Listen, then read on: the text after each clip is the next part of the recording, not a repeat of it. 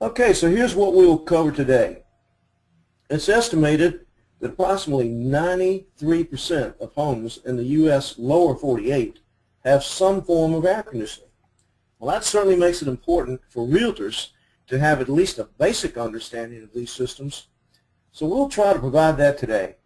We'll discuss some common terminology, some basic operation principles, common problems, and we'll try to provide energy-saving tips for you and your clients. First, let's look at the types of systems listed here. The most common is a central split system. It's typically referred to, as a term you've all heard, central air. It is one system composed of two main parts, and it usually cools the entire home. The two parts are the condenser, which is located outside, and the evaporator, which is found somewhere inside the home. The fact that these two components are separated is why the system is known as a split system. The inside unit or evaporator may be combined with a forced air heat system such as a gas furnace, or it may be completely separated from the heat system in the home. The outside unit, or condenser, contains the heart of the system, the compressor. The compressor creates high pressure in a liquid refrigerant which is sent to the inside unit or evaporator where it changes to a gas, creating the cool air that is blown with a fan through the duct system throughout the house.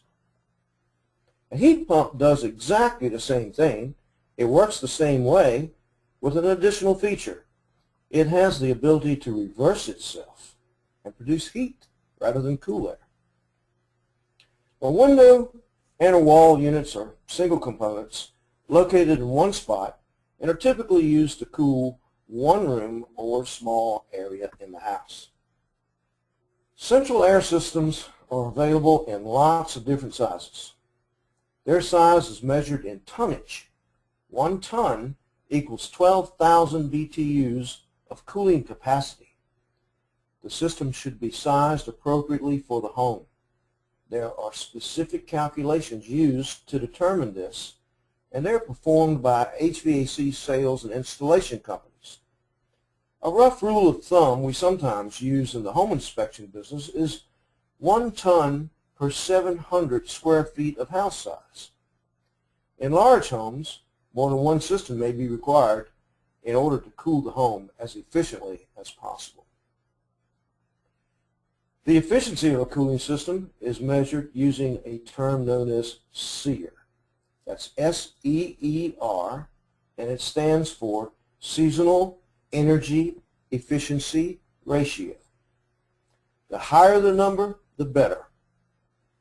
Systems purchased today typically run from 12 to 18 SEER.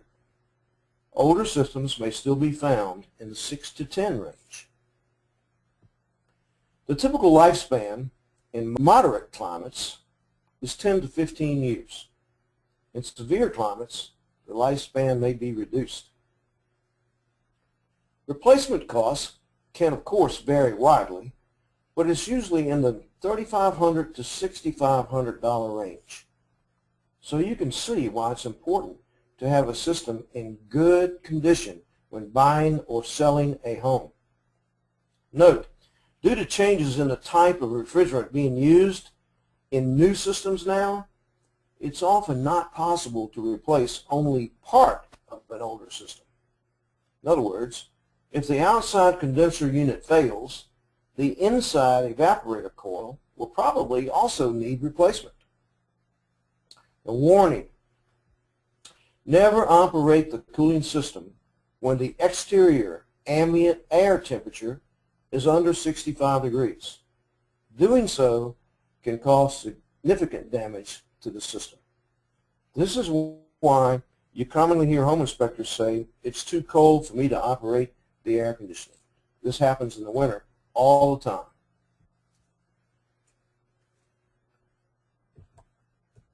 Okay, let's look at some of the more common problems we find. Dirty or missing filters.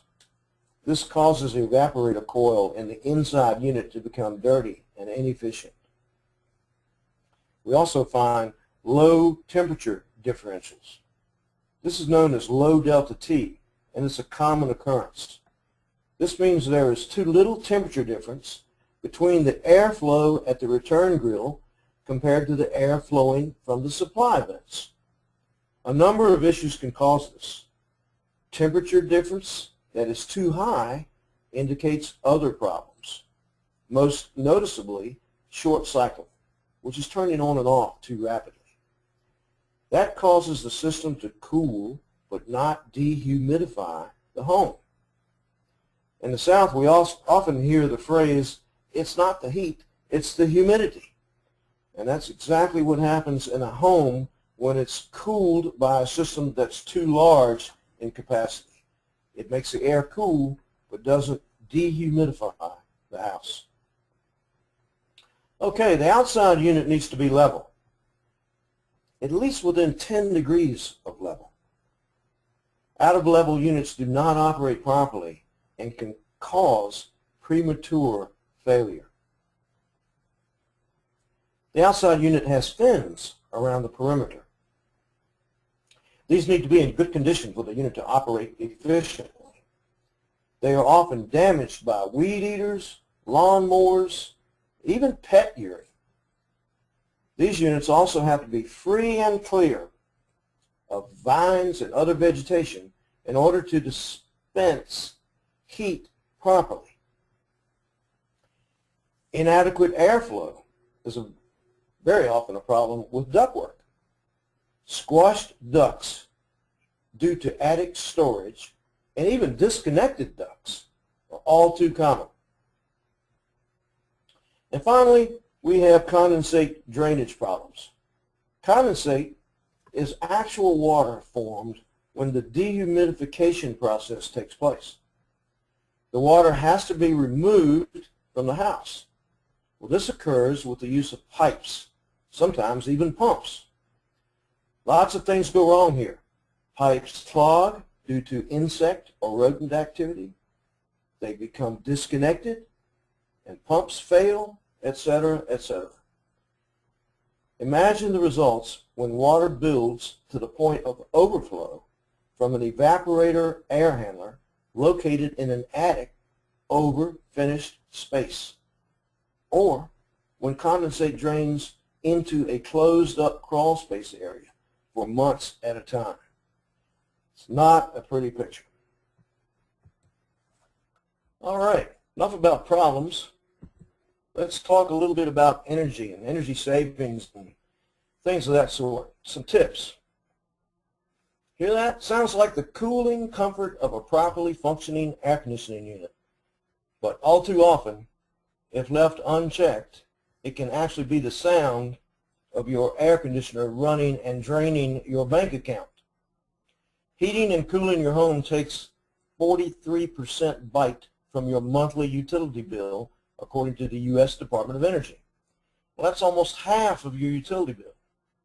As energy costs increase across our great fruited plain, getting educated on being green is no longer just a hip thing to do. In fact, it's one of the only ways to actually reduce utility bills.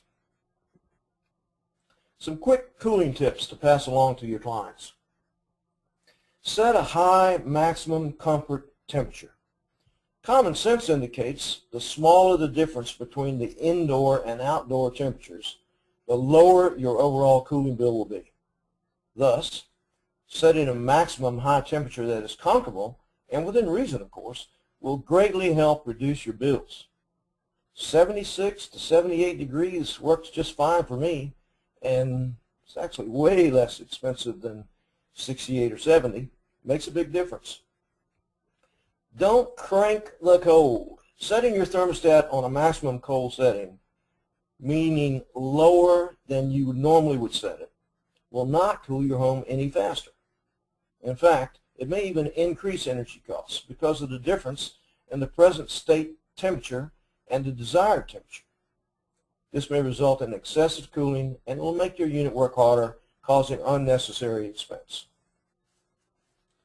fan control. Combine the power of a ceiling fan or floor fan to circulate cooled air from your wall unit or central unit around the room. This is an easy and effective way to cut down on excess energy use by circulating air. A small portable fan makes a huge difference in sleeping comfort without the need to excessively cool the whole house. All the old timers knew this. Remember the little fans that were placed in practically every bedroom back in the old days? All right, take the heat elsewhere. Avoid placing appliances that give off heat, such as TVs or lamps, near a thermostat. Doing so can cause the thermostat to think the room is warmer than it really is, which causes the AC system to overwork.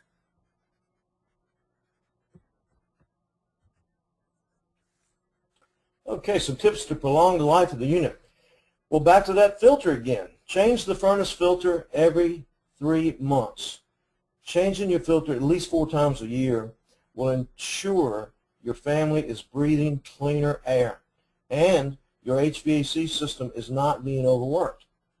People with allergies may need to change the air filter more often and use different types than the standard fiberglass filter.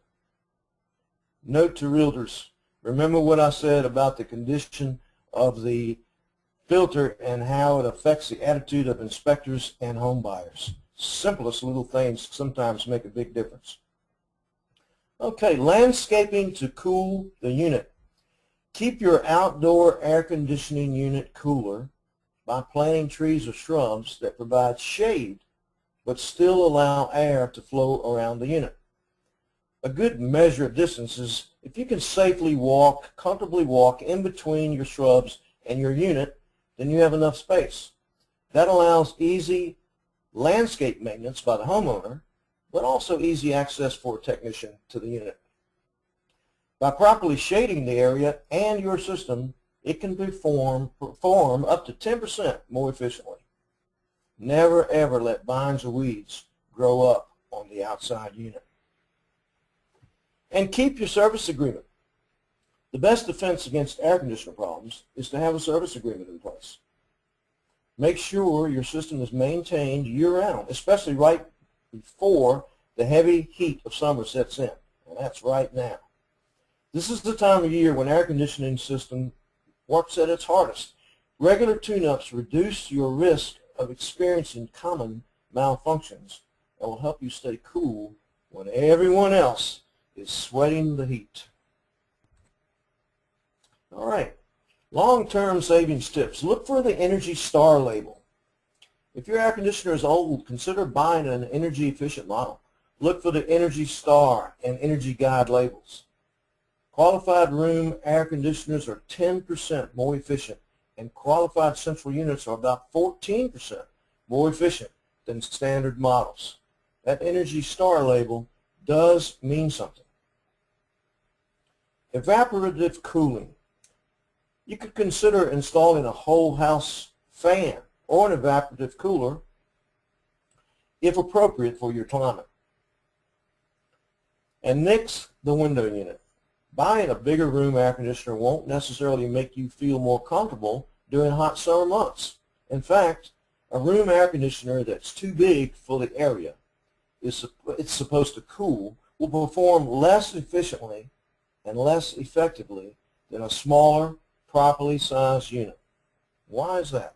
Well, the reason is an oversized unit will cool the room to the thermostat set point before proper dehumidification occurs.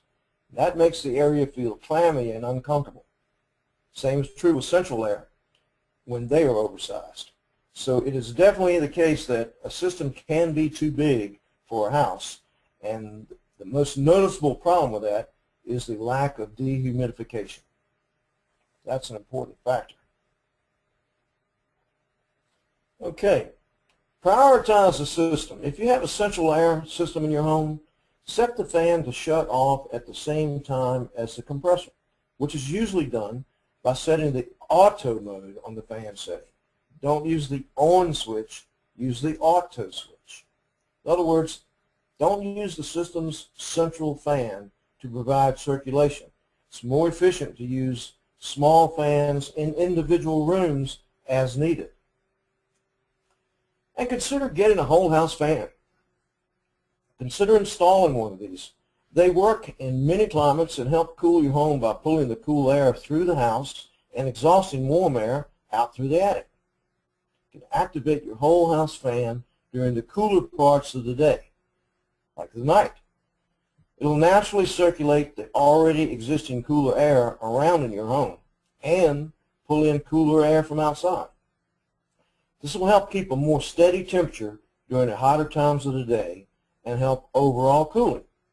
You know, we find these a lot in older homes that were built before there was central air, and many of them are still in operation because they work.